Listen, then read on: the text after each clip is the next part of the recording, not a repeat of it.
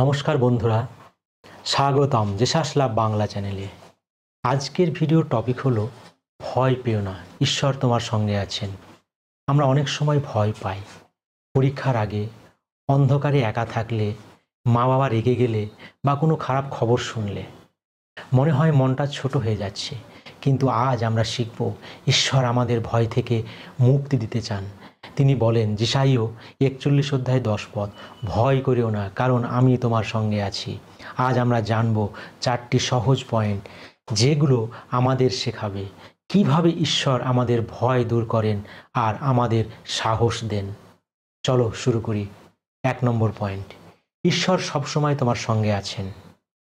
তুমি যখন একা ঘুমাও বা নতুন স্কুলে যাও, মনে রাখো ঈশ্বর তোমার হাত ধরে আছেন।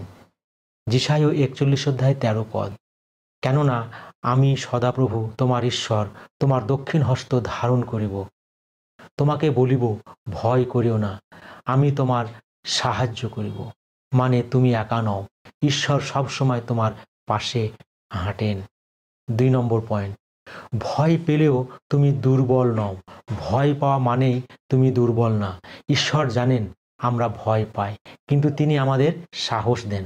2 তিমথেও 1 অধ্যায় 7 পদে বলে, কেননা ঈশ্বর আমাদিগকে ভীরুতার আত্মা দেন নাই, কিন্তু শক্তির, প্রেমের ও সুবুদ্ধির আত্মা দিয়াছেন। তুমি ভেতর থেকে শক্তিশালী, কারণ ঈশ্বর তোমার মধ্যে আছেন। 3 নম্বর পয়েন্ট, প্রার্থনা করলে ভয় চলে যায়। তুমি যখন ভয় পাও, চোখ বন্ধ করে বলো, যিশু আমি ভয় পাচ্ছি, আমায় সাহস দাও। তুমি দেখবে ধীরে ধীরে তোমার মন শান্ত হয়ে যাচ্ছে। ফিলিপিও 4 অধ্যায় 6 থেকে 7 পদে লেখা আছে, কোনো বিষয়ে ভাবিত হইও না, কিন্তু সর্ববিষয়ে প্রার্থনা ও বিনতি দ্বারা ধন্যবাদ সহকারে তোমাদের যাচা সকল ঈশ্বরকে জ্ঞাত করো, তাহাতে সমস্ত চিন্তার অতীত যে ঈশ্বরের শান্তি তাহা তোমাদের হৃদয় ও মন খ্রিস্ট যিশুতে রক্ষা করিবে।